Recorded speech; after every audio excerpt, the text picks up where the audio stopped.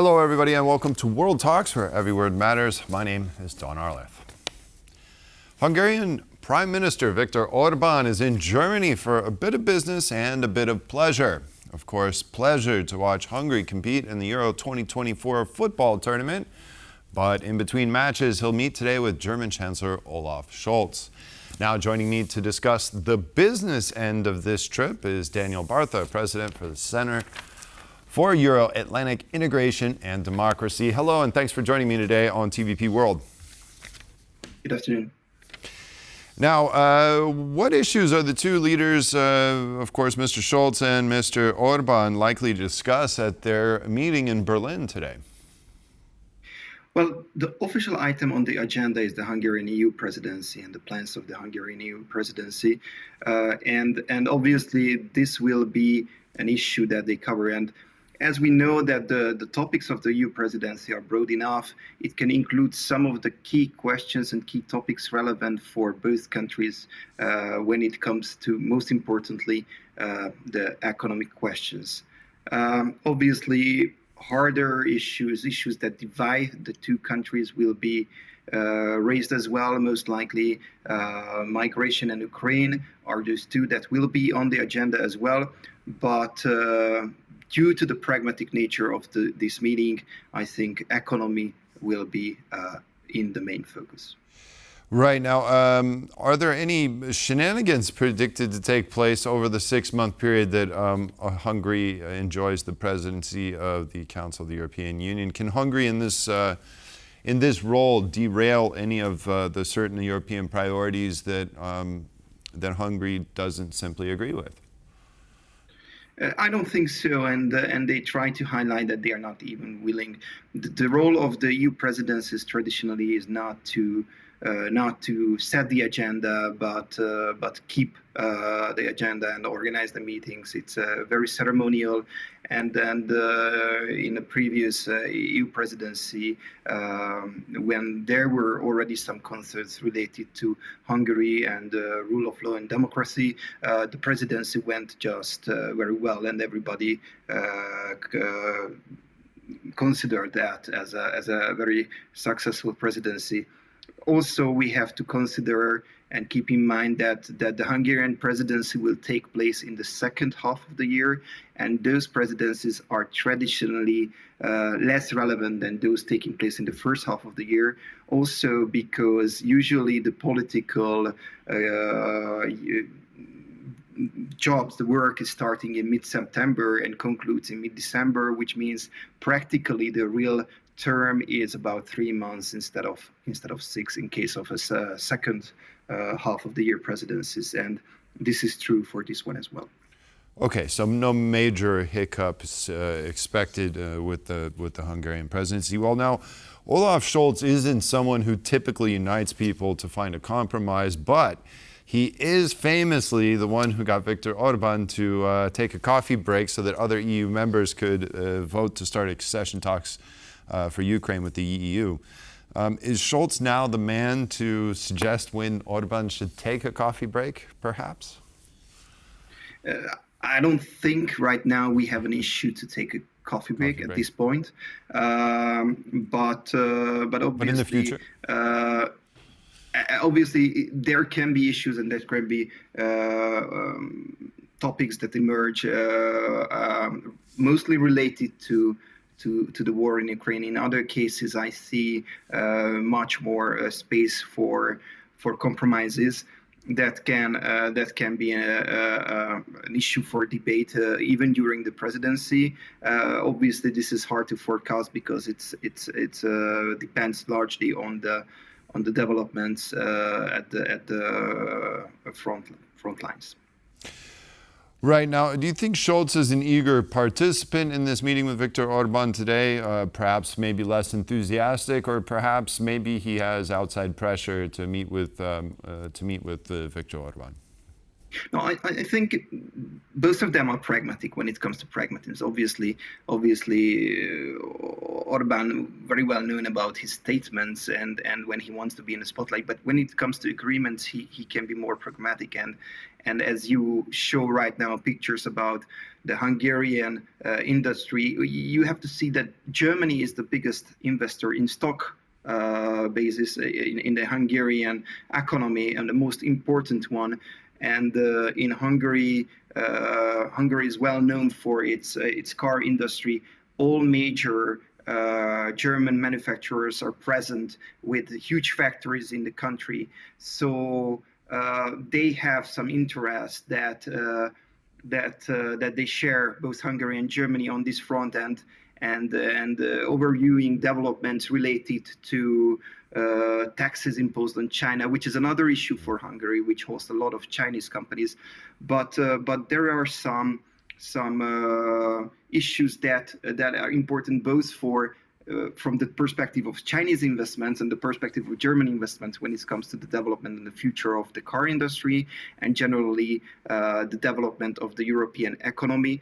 And one issue that will be probably a major issue in the upcoming period of the European Commission is the question of future free trade agreements of the European Union.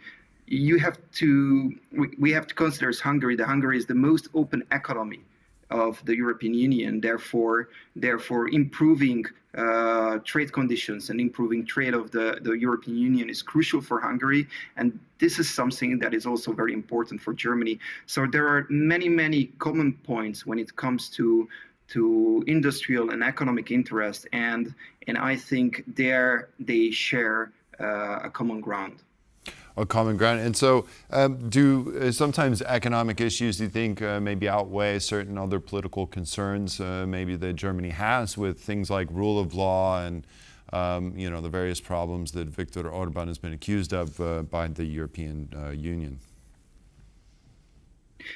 Yes, indeed. And also when it comes to one of the immediate economic implication of these rule of law procedures against Hungary, you have to see that about 20 billion euros is still frozen from the Hungarian fund, and that is a major problem for Hungary. That basically holds every public investment. And when there were some evaluations about the beneficiaries of the cohesion funds at the end of the day, through the improved road infrastructure or through the improved general infrastructure, that's mainly the industry, and the German industry was a very big beneficiary of the different cohesion programs that supported workforce trainings and infrastructure developments. Also, some of the companies interested in other infrastructure developments or energy industry were also present in Hungary. So access to these EU funds might be as important for German companies and German stakeholders as for the Hungarian government. So here as well, there is a direct correlation between rule of law and political issues where Germany has major concerns, and that what is contradicts also in some extent German economic interests. I'd like to ask you about the development in Slovakia concerning the public media outlet there. Some compare it to Hungary in some regards, and then of course Slovakia is comparing this to the last overhaul of the Polish public broadcaster, which is not quite an apples to apples comparison. But do you see parallels between what is being done by the government now in dissolving and I guess revamping the public media in Slovakia to how Viktor Orbán has shaped the media landscape in Hungary? I think at this point it's slightly different because so far it concerns only public media and not a wider occupation of the media landscape at all with different instruments. I don't think in case of Slovakia or in case of Poland such a developments are possible because it's much more works as a proper market and media market, and in some sense the private stakeholders are much stronger than they were in Hungary.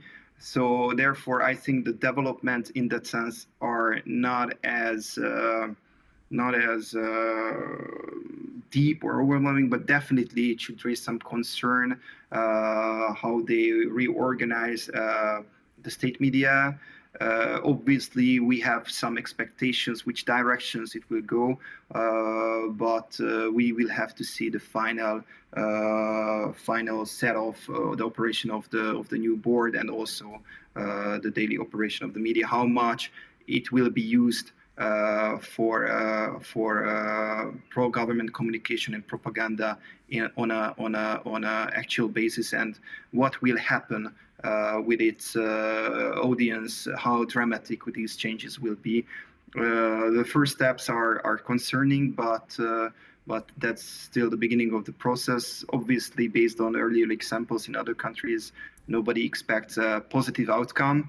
But I do believe that generally the Slovak and previously the Polish media landscape were in a better condition than the Hungarian is. And jumping back to Germany, Hungary relations, you mentioned China and the recent tariffs that have been slapped on the Chinese-produced electric vehicles. Pretty hefty tariffs indeed. Now, when it comes to Germany and Hungary, where do you think that their stances align on China, and where maybe do they diverge?